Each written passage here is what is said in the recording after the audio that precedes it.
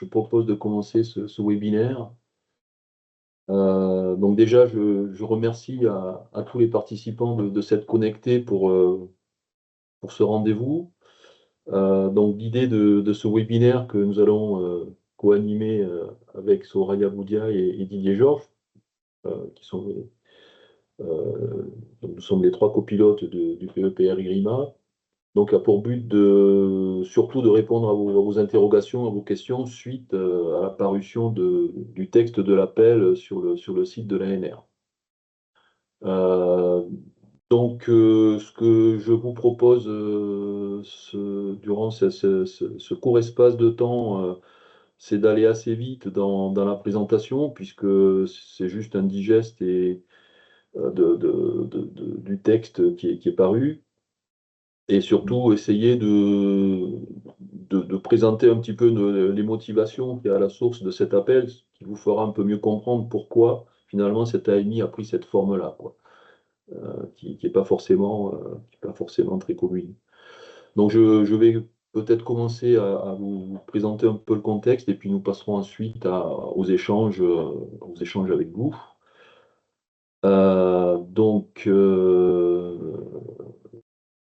Cette AMI fait partie dans le programme RISC IRIMA de ce qu'on a fait partie de la catégorie appel à projet ouvert, c'est-à-dire ouvert à la communauté des scientifiques autres ou avec aussi les chercheurs impliqués dans le PEPR.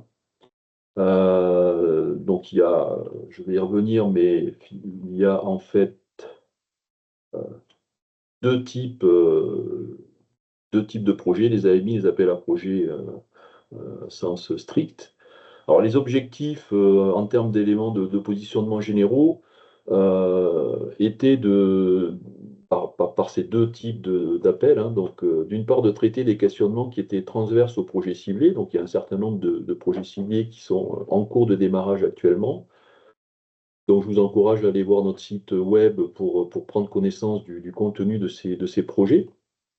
De proposer toujours des approches multidisciplinaires et intégratives, parce que c'est un petit peu l'ADN aussi du PEPR, et puis toujours aussi de s'appuyer sur les ressources nationales, infrastructures de recherche, SNO, etc., ou européennes, telles les services Copernicus, dans le cadre de ces recherches.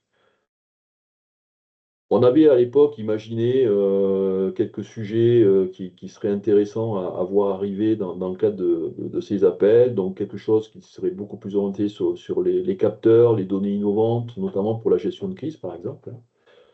La problématique des jumeaux numériques sur des sites un petit peu, des super sites, hein, c'est-à-dire des sites vraiment très fortement observés, instrumentés, suivis, tels que les volcans ou des complexes industriels importants. Ou voir bien sûr des nouveaux cadres de gouvernance pour la gestion des risques et des crises, pour faire face à tous les challenges notamment que va nous imposer les problématiques liées à l'évolution du climat. Donc ce sont des exemples, hein, bien sûr, mais c'est pour donner quelques images sur les attentes que nous avons au niveau de la gouvernance du programme. Alors, sur l'AMI, en revanche, l'objectif est de couvrir des typologies et des enjeux de risque qui soient complémentaires au PC.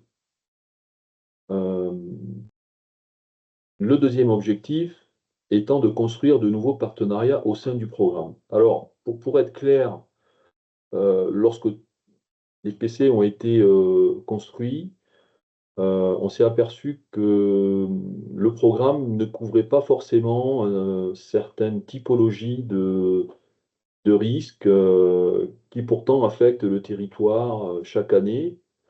On a eu quelques exemples il y a quelques jours dans l'exemple des Pyrénées-Atlantiques, hein, notamment. Donc, ces risques-là affectent le territoire de façon récurrente chaque année. Et pourtant, ils n'étaient pas forcément adressés complètement dans les PC qui sont actuellement en cours de démarrage. Donc, on a proposé que le budget affecté aux appels à manifestation d'intérêt serve à construire finalement un nouveau projet qui traiterait de ces sujets-là de façon à ce que le programme puisse répondre aux interrogations de la société, des services de l'État, notamment sur ces questions-là. Donc le sujet qui a été de suite identifié pour cette AMI était lié au fait de faire face aux risques climatiques. Alors soit des risques récurrents, hein, donc par exemple gestion du risque inondation, la gestion de crise lors des feux de forêt, ou des risques beaucoup plus diffus, beaucoup plus étendus dans le temps, pas forcément catastrophiques, tels que les problèmes de sécheresse, notamment la sécheresse géotechnique et le retrait-gonflement des argiles, c'est un exemple. Donc c'est ça qui a finalement constitué les bases de notre réflexion dans l'écriture de cette AIM. Donc finalement, l'idée donc est de consolider un consortium qui rassemblerait des chercheurs qui soient experts dans le domaine de ces risques, donc soit fortement changeants ou récurrents, pour développer des approches bien sûr nouvelles, intégrées, et de mieux anticiper, de gérer ces risques quand ils arrivent voilà, de façon régulière.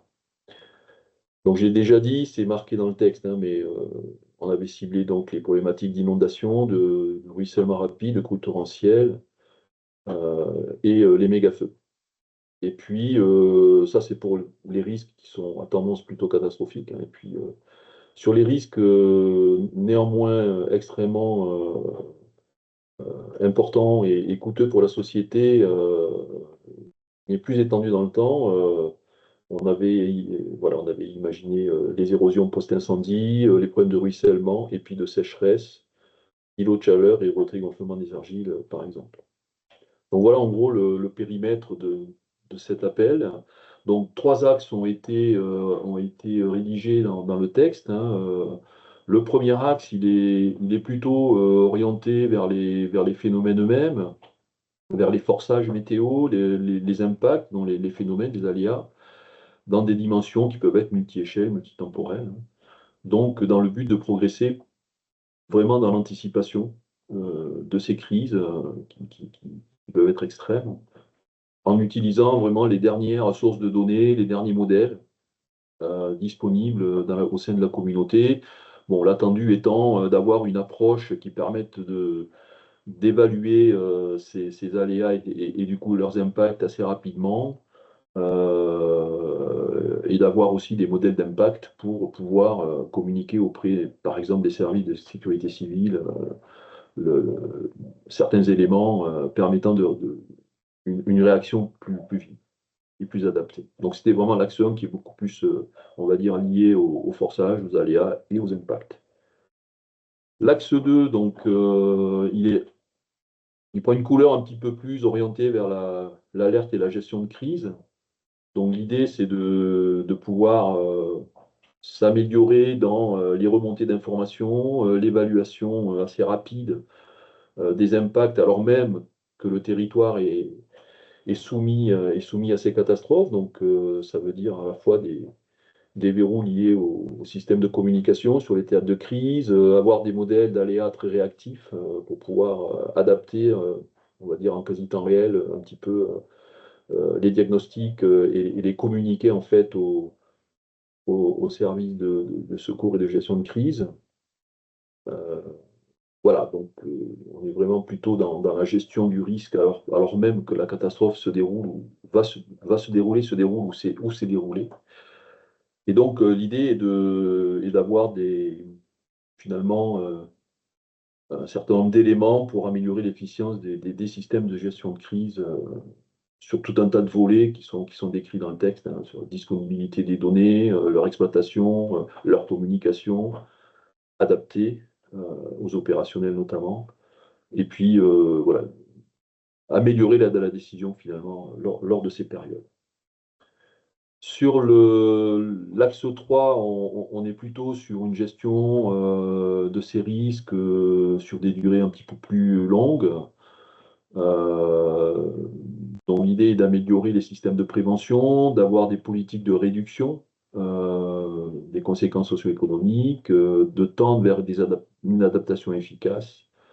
Donc, on est beaucoup plus orienté vers des recherches liées à l'évolution des pratiques, des politiques publiques, des systèmes de prévention, des solutions possibles pour diminuer la vulnérabilité des territoires qui sont exposés, et puis vraiment dans l'idée d'avoir des stratégies efficaces sur le moyen terme et le long terme. Donc on est vraiment beaucoup plus sur l'amélioration et dans l'efficience finalement des politiques de prévention, dans le travail avec les acteurs des territoires, les acteurs des services de l'État, sans oublier aussi le volet assurantiel qui est un volet assez important dans la gestion de ces risques. Donc voilà, si je pense que je ne vais pas aller beaucoup plus loin, puisque j'ai juste fait une synthèse finalement de ce qu'il y avait dans le texte. Alors si je peux dire quelques mots quand même sur le cadre de soumission. Donc comme je vous l'ai dit, sur ce volet AMI, 3 millions d'euros avaient été identifiés dans le budget total du programme. Et donc l'idée est de flécher ces 3 millions sur un seul projet qui va couvrir l'ensemble des thèmes qui a été exposé. Et la méthode finalement qui a été choisie est celle-ci, hein. Donc l'idée est d'avoir des lettres d'intention qui seront donc soumises via le site de l'ANR, qui sont soumises à l'ANR.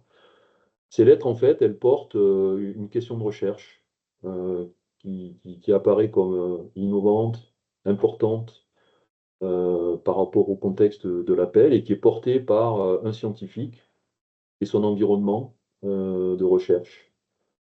Et l'idée dans cette procédure, c'est à partir de ces lettres, c'est de sélectionner des porteurs, des établissements porteurs, sur des critères d'excellence scientifique, de façon à constituer, avec ces questions de recherche qui peuvent être vues comme des briques élémentaires de la question globale, de construire un consortium qui, lui, sera ensuite chargé d'élaborer le projet sur le thème donc, de la gestion de ces risques-là, et qui sera de nouveau resoumis à l'ANR pour évaluation par un jury international. Et donc l'idée, c'est bien d'avoir, aux côtés des différents projets ciblés existants qui constituent la partie projet ciblé du PEPR, d'avoir un nouveau projet avec un nouveau consortium qui rentrerait dans les activités de recherche du programme. Et donc le lancement serait prévu pour début 2025. Voilà, je pense avoir dit l'essentiel. Je ne sais pas si Soraya ou Didier, vous avez des éléments additionnels peut-être dans cette introduction à apporter. Sinon, on peut passer peut-être Alors, on a à déjà une question. l'étape de questions-réponses. On a déjà une question dans le chat. Est-ce que la labellisation par les pôles de compétitivité sera proposée pour les projets soumis à cette AMI? Non, au niveau de l'ANR, ce sera pas, non, ce sera pas labellisé pôle de compétitivité.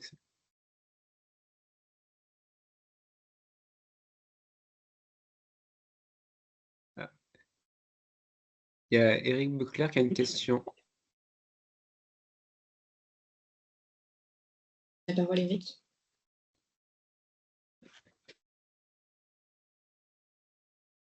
Est-ce qu'il peut prendre la parole ou rédiger sa question dans le chat? Je ne sais pas.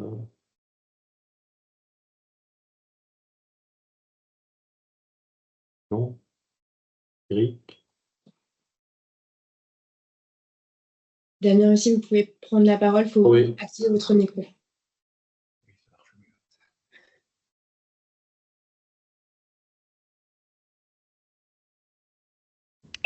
C'est bon. Est-ce que vous m'entendez? Oui, très bien. Ok, bonjour. Alors en fait, moi j'avais deux questions. La première, c'est est-ce que un cofinancement est possible avec un autre PEPR? C'est la première question. et je précise, avec un autre financement PEPR qui fonctionne sur un appel à projet. Et la deuxième question, c'est si on a un projet qui touche à 2 des axes de l'AMI, est-ce qu'à ce moment-là, il faut faire 2 lettres d'intention par 2 personnes différentes, ou est-ce qu'on peut faire une seule lettre d'intention? Alors, sur le cofinancement, alors ça vient toucher je pense que c'est possible. Alors, on a d'ailleurs, nous, dans le cadre même d'IRIMA, proposé d'avoir des cofinancements avec des fonds extérieurs. Donc, il me semble que si on parle par exemple de direction de thèse, hein, enfin de contrat doctoral, à partir du moment où le même partenaire qui met son demi-financement est présent dans les deux parties, enfin, dans les deux PEPR, du coup, il touche les fonds d'une demi-thèse par chacun des PEPR, il consolide en interne, et du coup, il peut financer le thésard sur ces fonds-là. Après, il reste juste bien sûr à clarifier les responsabilités en termes de co-direction. Voilà, pour que les deux parties soient engagées scientifiquement aussi dans la gestion de la thèse et sa conduite. Mais c'est des montages, me semble-t-il, à part si l'ANR a des éléments additionnels, c'est des montages qui sont tout à fait possibles dans la mesure où le partenaire est présent dans les deux programmes ou les deux projets, quoi. Ok. Et pour les axes, en fait, il faudra les poser si vous êtes sur plusieurs axes. Alors, Ou ouais, alors ça, c'est une question, alors, bon, qui touche un petit peu à la multidisciplinarité. On a déjà échangé avec plusieurs chercheurs là-dessus. C'est vrai bon, il reste quelques ambiguïtés dans le texte, parce qu'on parle quand même de multidisciplinarité, mais en même temps, on vous dit c'est un porteur avec sa question, donc ça semble être un petit peu contradictoire. Euh, Moi, je dirais, tant que la question de recherche proposée reste dans un domaine qui est porté par le chercheur et son équipe, je pense qu'il n'y a pas, enfin, elle peut s'adresser, et d'ailleurs, je crois que c'est marqué comme ça dans le texte, elle peut s'adresser à un Oui, ou plusieurs axes. oui, plusieurs axes, oui, c'est écrit comme ça dans l'aide d'intention aussi. Vous pouvez choisir plusieurs axes. Oui, tout à fait. Bien comme ça qu'il faut le lire, Euh, effectivement. Proposition de développer, je sais pas moi, ouais.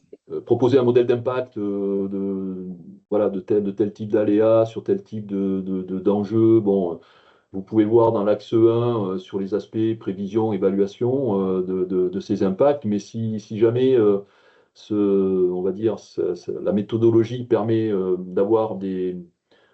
de travailler aussi sur des résultats statistiques ou de la métamodélisation pour avoir des rendus beaucoup plus en tout cas d'avoir un calcul beaucoup plus rapide et qui pourrait servir à la gestion justement de crise. Bon, on voit bien que ça peut toucher les deux axes et du coup, c'est porté par la même problématique, hein. Donc, c'est un exemple, hein. Bien sûr, on pourrait décliner ça sur d'autres sujets, mais je pense que bien sûr, c'est pas rédhibitoire. Ok. Merci. On a d'autres questions dans le chat. Quel est le niveau de TRL visé des solutions? Oui. Alors, on est un petit peu dans un grand écart dans ce projet parce que à la fois on est dans un PEPR exploratoire, donc on fait quand même une recherche à TRL assez bas, elle doit être innovante, c'est une recherche un petit peu à risque, justement pour aller un petit peu vers de la nouveauté scientifique, de l'innovation. Et en même temps, le thème des risques fait que il doit y avoir de suite une valeur ajoutée pour la société civile, le service de l'État, voilà, et tous les acteurs, tous les gestionnaires de risques. Donc on est un petit peu dans cette situation. Voilà, moi je dirais, oui, si on veut parler purement de TRL, on est vraiment dans des TRL qui sont un petit peu plus, voilà, qui sont en dessous de 5. Donc on peut aller bien sûr jusqu'à la démonstration, hein, puisqu'en fait il va falloir démontrer que les approches qu'on propose sont validées quand même sur des sites pilotes. Mais en même temps, il faut qu'on puisse avoir une idée de l'applicabilité et de la valeur ajoutée que portera cette recherche une fois qu'elle sera implémentée, on va dire, dans des services un peu plus opérationnels. Bon, je ne sais pas si Didier ou Soraya, vous avez des compléments. Parce que moi, je verrai un petit peu la chose comme ça, quoi. On ne va pas vous demander de développer des outils opérationnels, mais de démontrer voilà, que les bases sont là et qu'ils pourraient être développés à terme.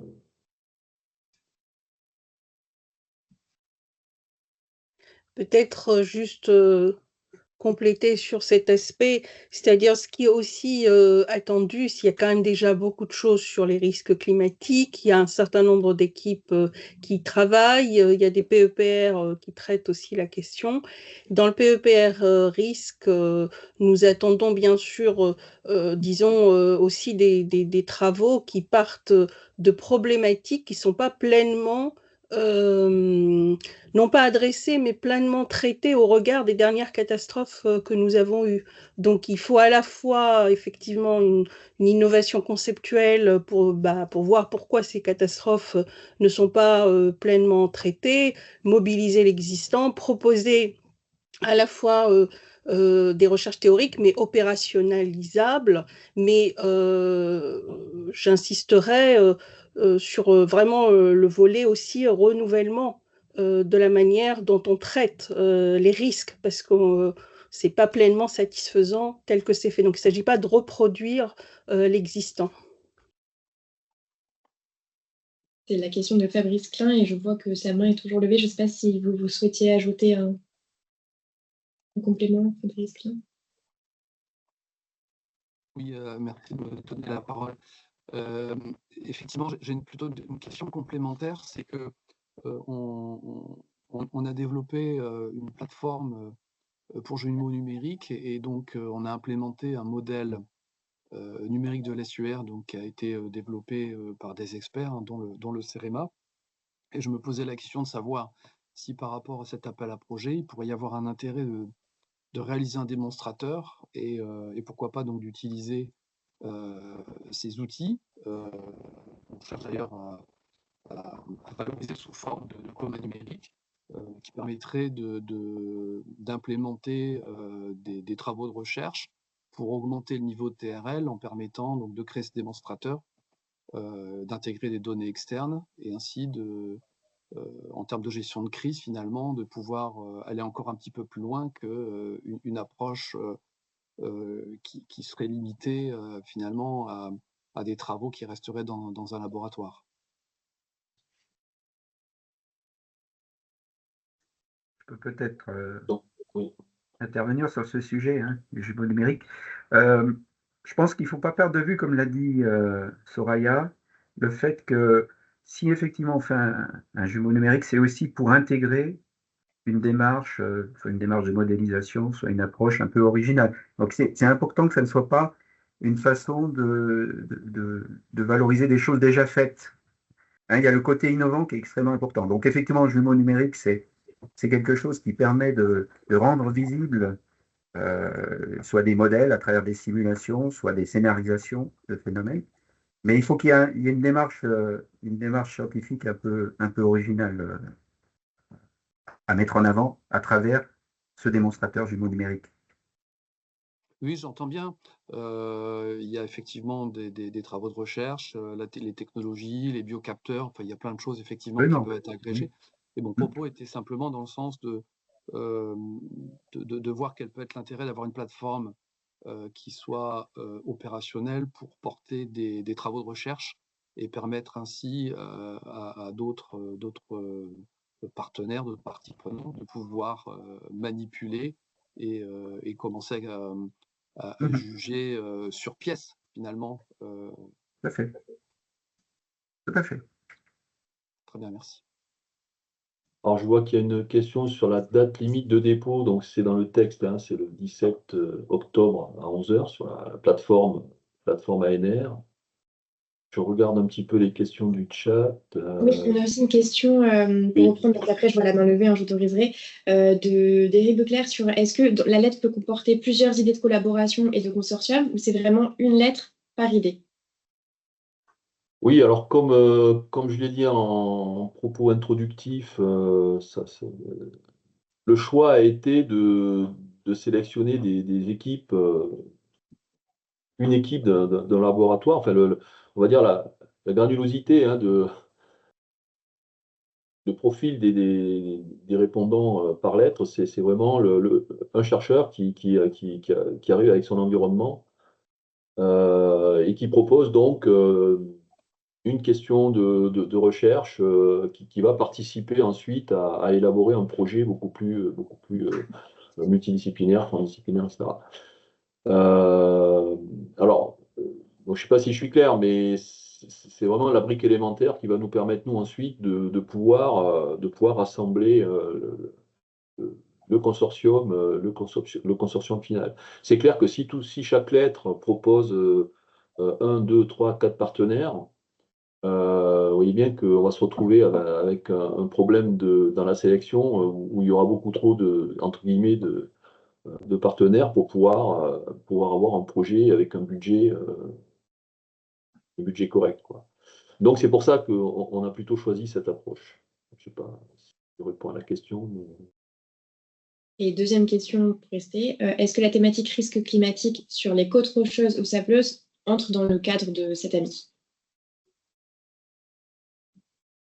Je dirais que c'est pour ça qu'il faudra aller voir un petit peu notamment le contenu du projet ciblé IRICOT qui porte sur les risques littoraux.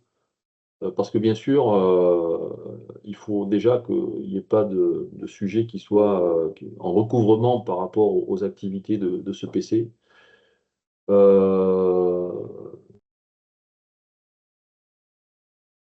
Donc je dirais que dans la mesure où dans ce PC-là, les équipes vont traiter des problématiques d'érosion, de submersion, j'aurais tendance à dire que c'est pas forcément ce type d'aléa qui est attendu dans la MI, quoi, hein, pour jouer la complémentarité de toutes les activités au sein même du programme.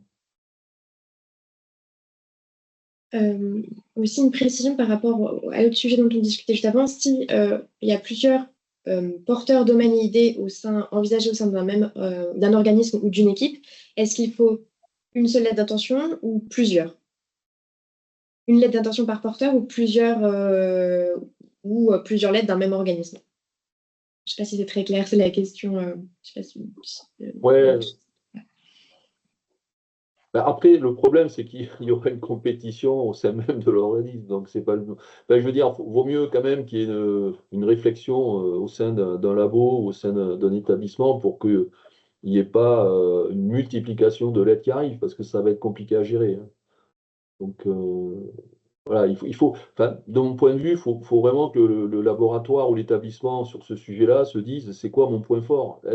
Où est-ce que je suis crédible? Où est-ce que je suis, comment dire, indiscutable pour porter cette thématique ou cette proposition scientifique, hein, parce que sinon, voilà, enfin, ça va nous demander beaucoup de travail finalement dans l'évaluation. Et puis c'est pas forcément très productif et très positif pour l'établissement lui-même. Donc, voilà, j'encourage les équipes à autoréguler un petit peu leur réponse. Ok. Autre question. Alors, dans le cadre de l'appel, peut-être que pas forcément de l'AMI du coup, combien d'entreprises privées peuvent participer au maximum? Sachant que l'appel à projet n'est pas ouvert, hein, il n'a pas encore été publié, je précise aussi parce qu'on a eu une question à ce sujet. Seul l'AMI est publié, est ouvert. L'appel, peut-être en élément de calendrier, sera publié plus tard. Alors, juste un mot avant peut-être de passer la parole à l'ANR, mais en fait, vous voyez bien que par rapport à l'AAP, l'AAP, lui, sera très multidisciplinaire, puisque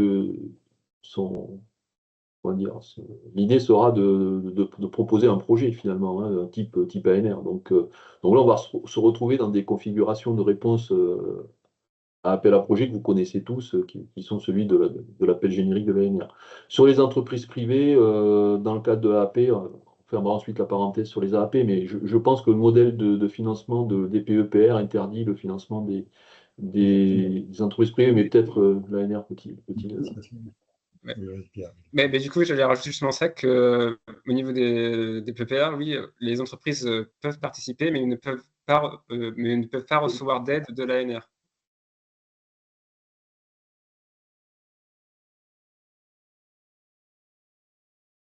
Il y a une main levée de Damienne Provitello. Oui, qui peut allumer son micro. Elle a la possibilité d'ouvrir son micro.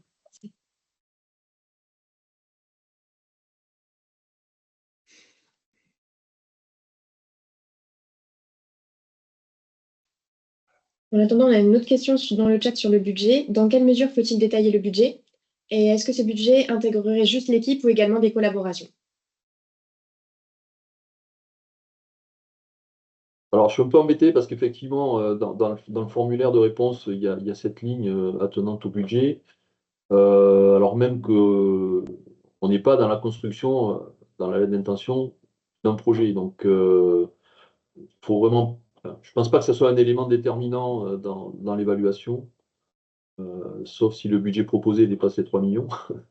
Mais voilà, enfin, ce que je veux dire, c'est que on est vraiment là dans un processus d'idéation et de conceptualisation de la recherche. Donc, on n'est pas encore. Donc, vous pouvez donner une indication, mais elle ne sera pas forcément déterminante dans l'évaluation. Oui, Damien, je crois. Oui, du coup, bonjour, merci. En fait, je voulais revenir sur les lettres d'intention et le consortium. Donc, vous dites plutôt un laboratoire de recherche ou un établissement. Donc, une université, c'est un établissement. Mais d'accord, non, vous le considérez. Qu'est-ce que vous mettez derrière le mot établissement? Parce que, ou est-ce que le CNRS est un établissement? Parce que derrière ça, il y aurait plein de laboratoires de recherche. Donc, c'est pour être clair un peu sur ce que vous entendez par établissement et du coup, comment on monte un consortium? Ça, c'était ma première question. Est-ce que dans la lettre d'intention, il faut déjà des territoires identifiés et des acteurs institutionnels et opérationnels qui possiblement partiraient avec nous sur la réponse à projet?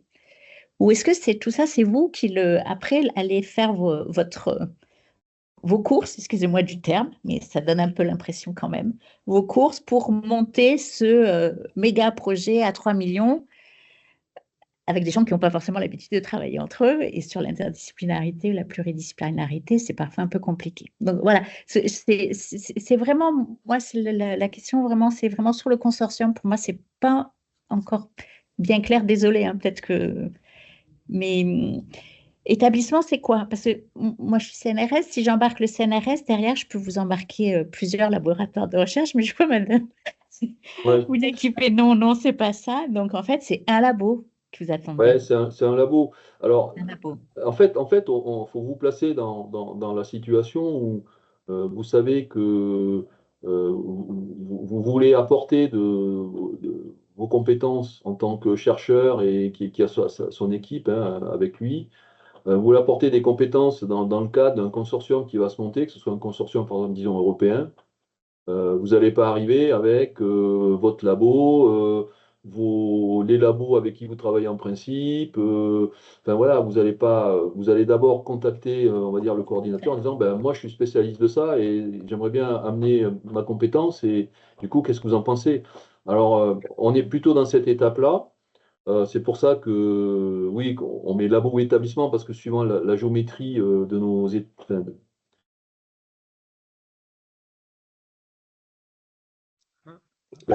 marche plus là. Hein. Ni trop inclusif. Enfin, bon, ça a perdu c'est un problème de wording. Hein, mais l'idée, c'est pas d'amener une recherche, une idée qui soit d'emblée multidisciplinaire en disant, moi, je veux faire ça avec machin, avec truc, avec tel labo, avec tel chercheur, avec tel acteur, etc. Parce que sinon, on ne va pas s'en sortir pour construire le projet final. En fait, d'où ma question. Moi, c'est pour savoir bien vos attentes et pour voir si après on y va En ou revanche, pas. En fait, c'est en important. revanche, en revanche, ce qui a été dit, ce qui peut paraître important, c'est parce que dans la deuxième partie de la lettre où vous allez décrire un petit peu vos activités, celles du labo. C'est important quand même de bien décrire l'environnement de recherche. Et pour moi, peut-être les acteurs principaux avec qui vous travaillez, ça peut être intéressant, important de les mentionner, quoi. Voilà. Mais est-ce qu'on fait que les mentionner ou est-ce qu'en amont, parce qu'en fait, c'est toujours un peu délicat avec les acteurs institutionnels et opérationnels, soit on ne fait que les citer et on verra s'ils viennent après avec nous, si vous retenez la lettre d'intention. Oui, mais c'est un peu gênant en fait dans le montage. Non, mais qu'ils ne soient pas dans le... Enfin, je termine, c'est un peu gênant de citer des acteurs institutionnels et opérationnels qui ne soient pas d'emblée avec nous dans le consortium, en fait, et d'arriver après en disant, bon, écoutez, on a répondu, et on a rédigé une lettre d'intention, on vous a mis dedans, on espère que vous êtes d'accord pour nous suivre, parce que la lettre d'intention, elle est retenue. Vous voyez, on se trouve un peu quand même... Je trouve qu'on se trouve en sciences humaines, si je peux me permettre, voilà, il me semble qu'on est un peu écartelé, moins en sciences, je vais dire, de la nature ou sciences dures, mais pour les sciences humaines et pour l'axe 2 et 3, franchement, on est écartelé pour répondre, en fait. Pour vous envoyer une lettre d'intention, on se dit, ah ben nous, on va s'y retrouver. Honnêtement, hein, et parce que la communauté des risques en sciences humaines, elle n'est pas structurée. Et donc, quand on vous dit que vous amenez que votre labo avec vous, et bien sur les sciences humaines, ça va être compliqué parce qu'en fait, souvent, la communauté des risques, elle travaille en sciences humaines. Elle travaille avec plusieurs laboratoires de recherche. Donc, vous risquez quand même d'avoir un petit gap sur le retour des lettres d'intention, possiblement. Je pense qu'il faut... Oui, vas-y, Soraya, je t'en prie. Ce que je voudrais dire, c'est que les questions qui sont posées sont des vraies questions, parce que les structurations, à la fois des communautés, mais aussi des institutions, ne sont pas du tout les mêmes. Et effectivement, quand on cite certaines universités qui ont une palette de thématiques possibles sur les risques climatiques et le CNRS de la même façon, je crois qu'en tout cas, il ne s'agit pas simplement de proposer une idée générale. Ce qu'on essaye de faire, c'est d'identifier des questions de recherche et des équipes qui n'ont pas simplement l'idée de traiter cette question, mais de montrer effectivement au nom de quelle presque compétence ou excellence scientifique ils peuvent porter cette question-là. Dans ce cadre-là, justement, les relations institutionnelles, l'ancrage territorial, c'est un élément de la crédibilité de l'équipe. Donc, moi, j'aurais quand même tendance, comment dire, je regarderais en tout cas l'équipe qui est porteuse d'une idée, dans quelle mesure elle est inscrite avec d'autres acteurs avec qui elle va collaborer, et il va sans dire qu'en général, mais peut-être venant aussi des sciences humaines et sociales, on demande en général préalablement aux gens s'ils sont d'accord pour qu'on les mette.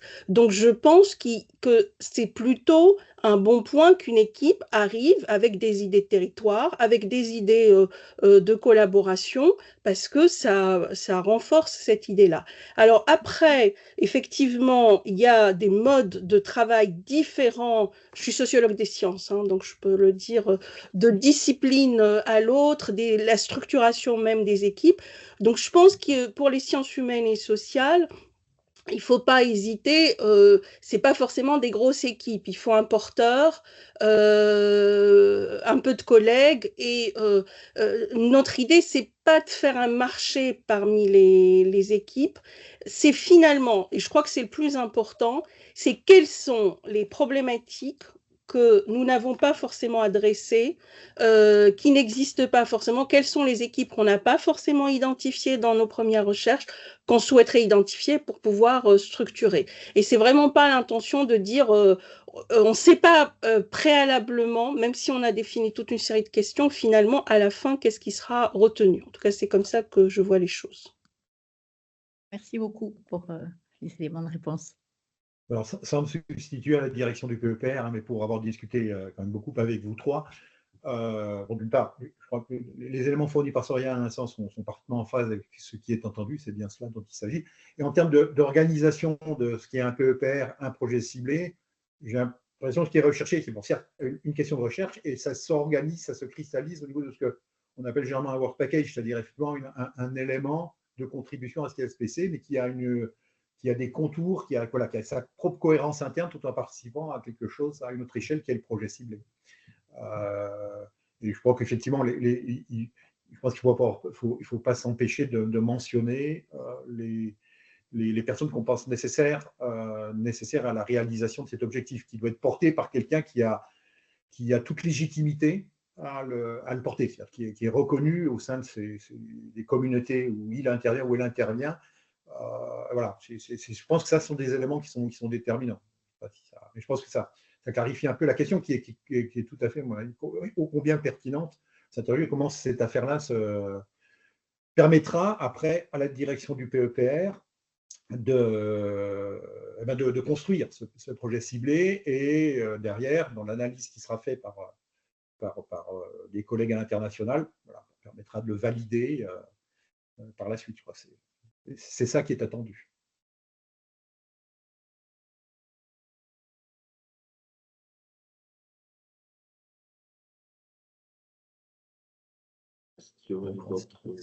Gilles, qu'est-ce qu'on a comme autre question? Après, c'est une remarque plus. Oui. Toutes des remarques toujours sur la notion d'établissement. S'il y a d'autres questions, n'hésitez pas à lever la main. Oui, il y a une ambiguïté sur établissement université. Moi, en tant qu'universitaire et ancien président d'université, évidemment qu'une université est un établissement.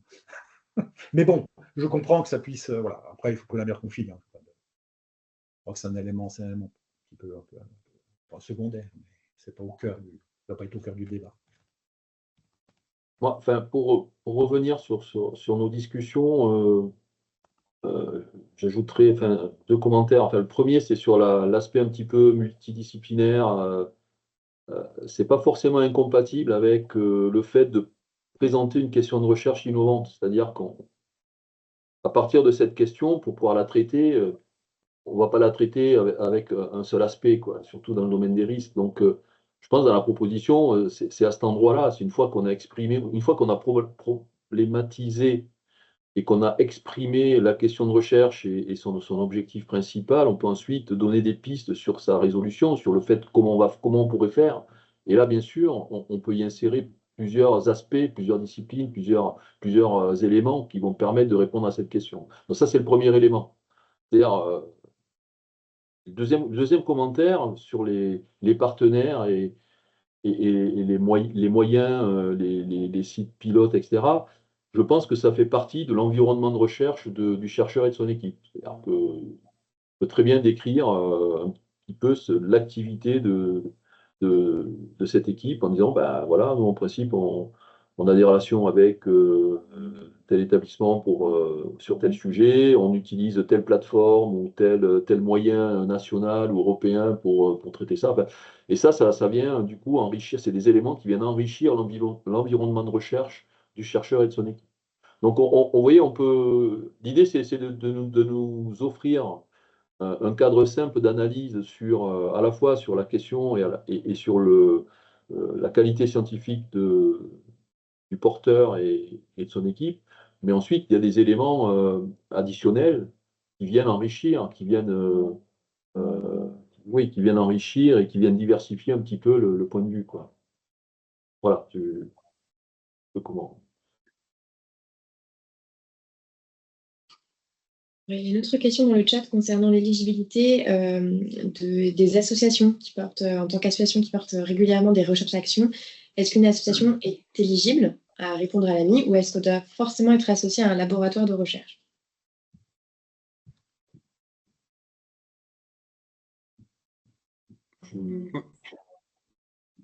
Moi, je vais répondre au niveau plus technique. En fait, cette association, je conseille si cette association peut contacter PEPR et irima@agencerecherche.fr parce qu'après, il faut qu'on vérifie, nous, avec le service juridique de l'ANR, pour savoir si cette association peut être financée par l'ANR. Bon, de toute façon, il y a déjà le niveau de question, mais ça appartient à la direction du PEPR, évidemment, de savoir, pour la partie savoir comment une association peut se présenter par rapport à ce projet en cours de montage. Mais il y a des aspects techniques en amont qui font qu'une association, soit elle peut, comme une entreprise, participer, si c'est souhaité par le portage scientifique, mais certaines associations peuvent aussi bénéficier d'un financement de la part de l'ANR au travers des PEPR. Bon, voilà.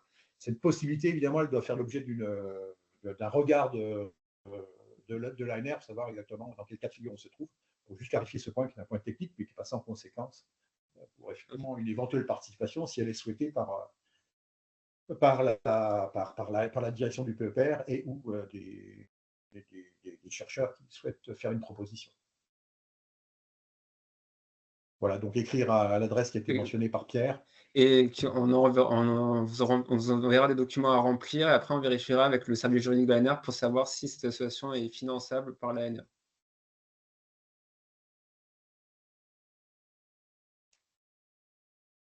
Je ne sais pas, Gilles, Didier, Soria, sur la dimension, comment une association comme l'association Résilience là, qui pose la question sur le chat, quelle réponse leur faire pour éventuellement s'accrocher, se proposer de s'accrocher disons que les proximités avec le monde de la recherche. Je sais pas.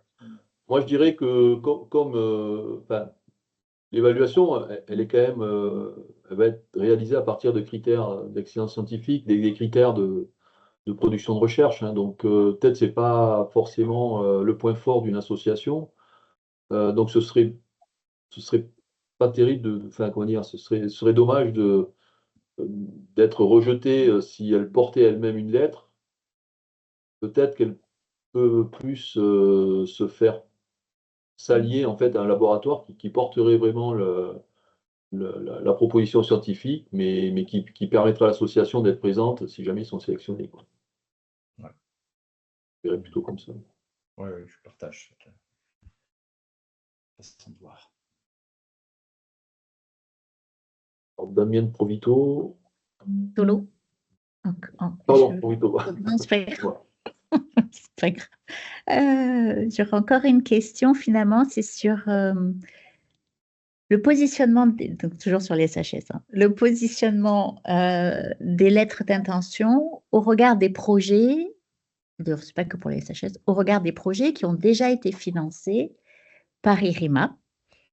Je pense au projet RISC là, donc, auquel j'ai été confiée, enfin je vais venir, mais certains projets recoupent certaines problématiques identifiées là que vous nous avez présentées là sur les 3 axes. Donc, comment on fait pour se positionner par rapport à ces projets qui sont en cours et qui démarrent, dont on ne connaît pas forcément l'originalité et l'innovation des questions de recherche, et comment on fait pour ne pas se tirer une balle dans le pied si on n'a pas la cartographie de ces projets qui sont en cours avec leurs propres questions de recherche, qui sont certainement déjà super passionnantes, et peut-être qu'en fait, on va vous rabâcher des choses parce que comme les projets sont en cours, il n'y a pas encore les résultats de recherche, et par contre, c'est financé. Ça, en tout cas, je pense qu'il ne faut pas hésiter, que ce soit pour les SHS ou d'autres, hein, de discuter avec nous pour voir justement qu'est-ce qui est déjà programmé. Alors, les risques climatiques, il y a encore un continent devant nous, je le dis d'emblée. Moi, je peux parler pour les 2 PC que je coordonne de plus près, mais on connaît tout le contenu des différents programmes en détail. Et si nous avons souhaité monter un projet ciblé risque climatique, c'est qu'on considère qu'on a beaucoup de risques qu'on ne couvre pas dans les autres PC, que ce soit en termes de bassin de risque, de territoire, de type de risque, etc. Donc, de ce point de vue-là, je dirais qu'il n'y a pas tellement d'inquiétude à avoir. Il y a encore beaucoup de place pour les risques climatiques. Je dirais même plus, et je m'arrêterai là, c'est de rappeler qu'il y a aussi un appel à projet qui va venir et au regard, disons, de la centralité finalement des risques climatiques, mais en tenant compte, bien sûr, il y a un PEPR sur le climat et d'autres PEPR qui traitent de ce risque-là, parce que c'est quand même un risque existentiel majeur. Il y aura probablement encore de la place pour traiter de ces risques-là.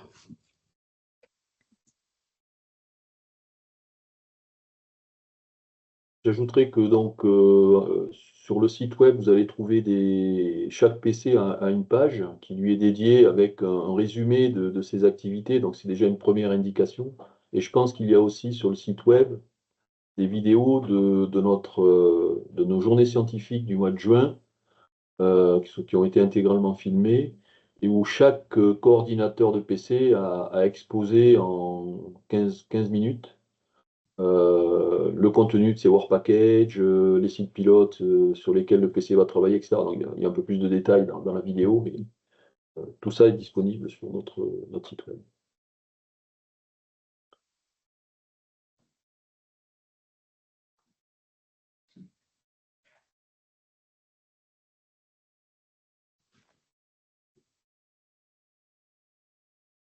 Bien.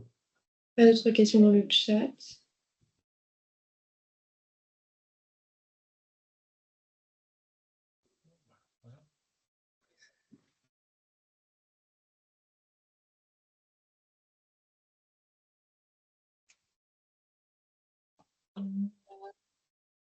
Ah.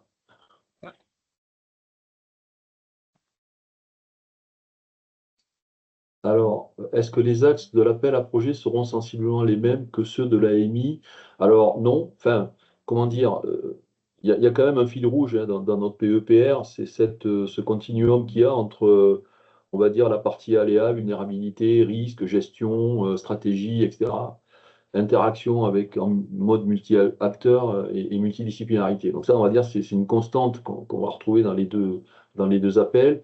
L'AMI est foncièrement orientée vers les risques climatiques qui ont été décrits, émergents, qu'on a appelés émergents, mais qui sont soit récurrents, soit catastrophiques, soit plus étalés dans le temps. Enfin voilà, donc ça vous le trouvez dans le texte.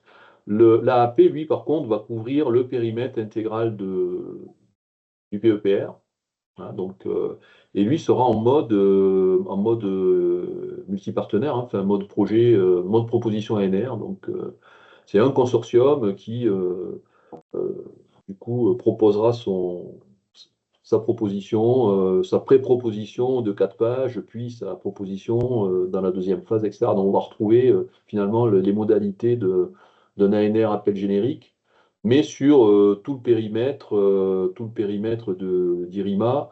Alors évidemment, encore une fois, je pense qu'on aura du mal à financer quelque chose qui existe déjà dans les PC existants. Donc il faudra beaucoup plus aller vers de l'originalité, de la recherche un petit peu innovante en rupture. Mais par contre, voilà, tout le processus, enfin, en gros, il y aura un peu plus de liberté et un peu plus peut-être comment dire, de normalité dans la façon de procéder que ce qu'on a prévu dans la ligne. Et Gilles, peut-être on peut ajouter aussi pour préciser les choses sur l'appel à projet. Du côté ANR, il est souhaité qu'on soit sur des enveloppes qui soient budgétairement autour du million, 800 000 euros, le million, bref, voilà. L'idée, c'est de ne pas être en dessous de 800 000 euros. Il y a eu quelques exceptions à cette règle intangible, mais ce qui est souhaité, c'est effectivement sur des opérations qui financièrement mobilisent des sommes à hauteur de 800 000, 1 million, ce qui permet de faire. Qu'est-ce qu'il y a eu? Rappelle-moi la somme qui est prévue sur l'appel à projet, même si elle n'est pas, c'est 12 millions, pas mobilisée lors du premier appel, s'il y en a.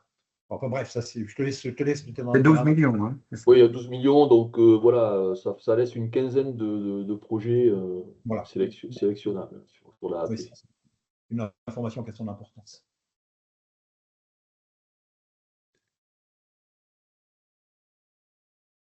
Alors, sous quelle forme et dans quel délai pensez-vous pouvoir faire des retours aux lettres déposées dans cette AMI? Donc, alors ça va dépendre du nombre de lettres pour les délais. Sous quelle forme? C'est qu'on a une grille d'évaluation qui est très proche des grilles standards hein, de ANR ou Horizon Europe. Donc, qu'on soumettra en fait à notre président de conseil scientifique voilà, qui permettra de. Et du coup, bien sûr, ces formulaires vous seront retournés, que la réponse soit positive ou négative, bien sûr. Quelle garantie de confidentialité sur les idées proposées par les porteurs? Non, c'est une position reprise par le futur consortium. Nous, Didier ou Soraya, vous complétez, mais notre rôle au niveau de la direction du programme, c'est d'assurer cette étanchéité.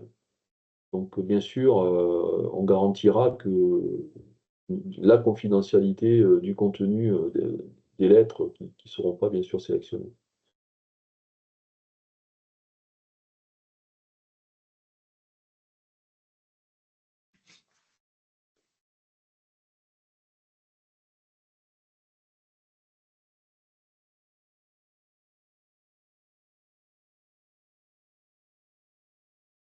Oui, parce qu'effectivement, c'est vous la direction du PEP, c'est vrai, c'est peut-être pas suffisamment explicite, mais c'est vous la direction du PEPR qui allez assurer le travail d'analyse et en première phase du contenu des lettres qui sont proposées, enfin des projets qui sont proposés. C'est bien cela, hein, Gilles. Oui, alors, pour être tout à fait clair. Ça ne va pas être dispersé dans la communauté pour une analyse. Non, absolument pas. Non, tout à fait. Ah. Non, les lettres vont être lues et on va dire, enfin, nous, on va assurer entre C'est guillemets bien un vous qui premier avez la maîtrise de l'information qui circule. du processus, hein, c'est-à-dire que les lettres sont déposées à l'ANR qui nous les confie.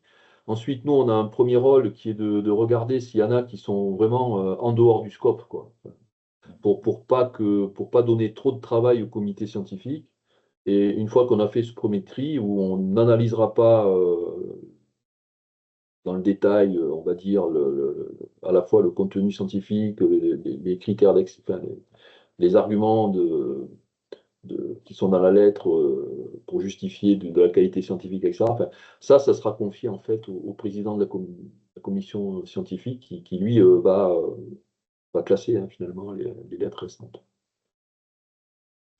Alors, je pense que bon, on aura potentiellement des réunions avec lui s'il a des questions pour le rassurer dans ses choix ou pas, hein, mais l'idée, c'est vraiment que ça sorte un petit peu aussi de nous, quoi. Qu'on ait quand même un avis extérieur qui permette de justifier certains choix. On a une main levée. Oui, on peut ouvrir votre micro.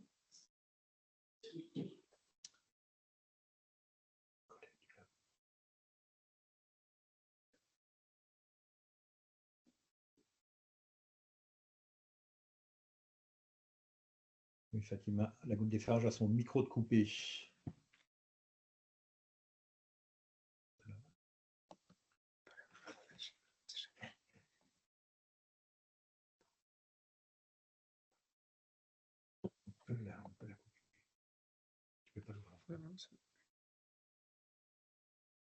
Peut-être poser la question dans le chat. Qui c'est qui a la main sur le micro? Elle n'arrive pas.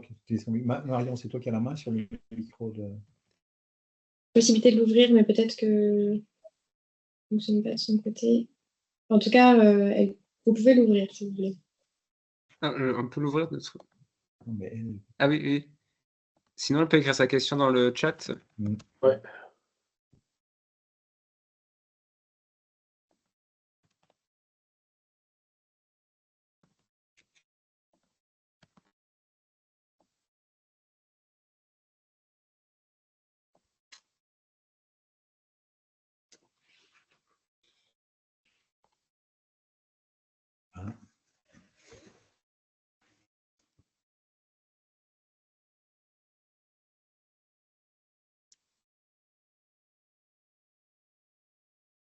Alors, sur le budget, on en a un petit peu parlé.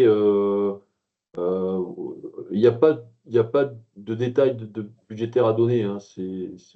Faut une enveloppe assez grossière pour voir que c'est quand même on va dire, qu'il y a conformité entre ce que le proposant propose et ce que nous on peut recevoir et on peut engager comme budget au sein du projet total, hein, mais on ne demande pas de détails budgétaires, c'est vraiment purement indicatif.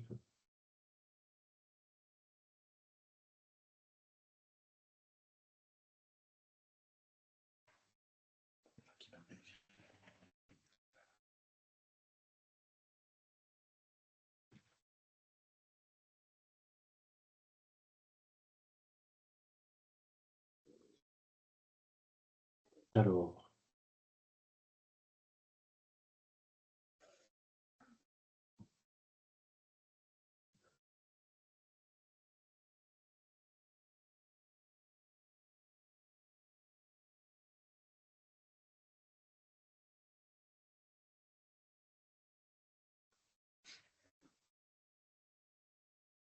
Donc, je pense que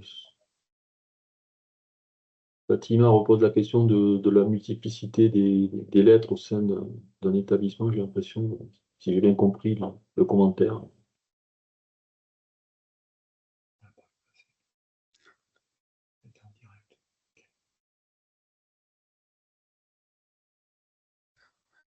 Ok. Non, je crois que ce qui est important, c'est que ce qui est important pour nous, c'est d'être sûr que euh, la sélection de l'équipe proposante soit justifiée par le fait qu'elle porte une question scientifique pour laquelle elle a vraiment une crédibilité scientifique. Hein, donc c'est l'adéquation entre le porteur et son équipe et la question qu'il va proposer. Voilà, donc il y a effectivement, comme tout le monde ne travaille pas sur tout, chacun a vraiment comment dire, un axe de recherche principal. Et c'est là-dessus qu'il est crédible, c'est là-dessus qu'il a ses publis, c'est là-dessus qu'il interagit avec ses autres collègues. En fait, ce qu'on recherche, c'est ça, quoi. C'est quoi le thème principal de votre recherche et le verrou actuel déterminant pour le périmètre de la ligne. Et ça, avec les justificatifs que vous donnerez dans la lettre, plus vos références, etc., ben, du coup, on verra s'il y a adéquation, et c'est ça qu'on va rechercher, en fait. Pour être clair.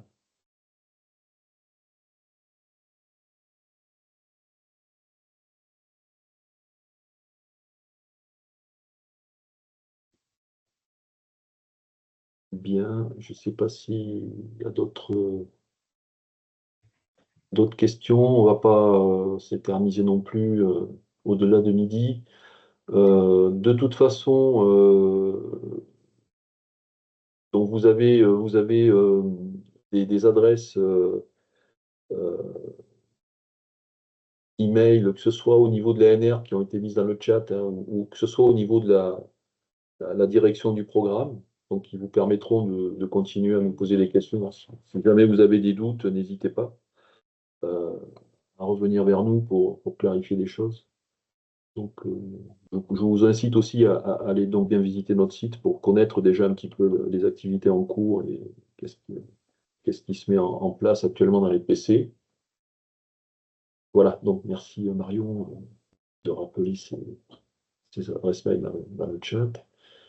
Voilà, la vidéo sera aussi disponible. Et puis, merci beaucoup, Fatima. Je vous remercie d'avoir été présent. Merci pour vos questions.